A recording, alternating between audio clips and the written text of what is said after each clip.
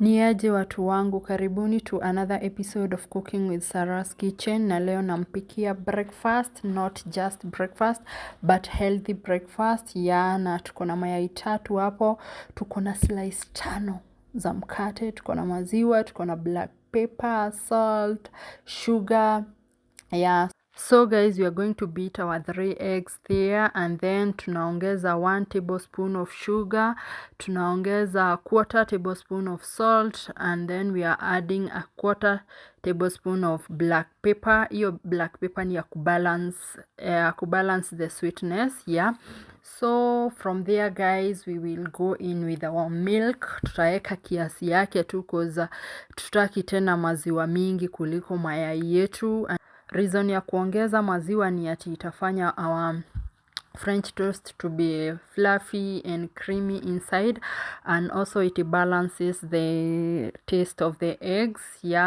So guys, we are going to dip our bread into our mixture, as you can see, and make sure it is well coated because we want our bread to be creamy and fluffy guys. So the next thing is that we are going to apply our cooking oil on our pan and give it 5 minutes to preheat. And it has been 5 minutes guys. As you can see, nimewekelea our toast kwa moto guys. So you repeat the same process to the rest of the slices. Now make sure moto yako sio mingi cause nayo ikikuwa moto mingi itachomeka, utaitana. So hapo nilikuwa nimeweka moto kidogo tu, and then after maybe 5 minutes napindua the other side. After 5 minutes or even less napindua the other side. So hii ni recipe simple, I take time cause within 30 minutes hata nilikuwa nimekula na nikasahau hii story yote. So guys, it is the simplest and healthy, feeling delicious, ikona everything.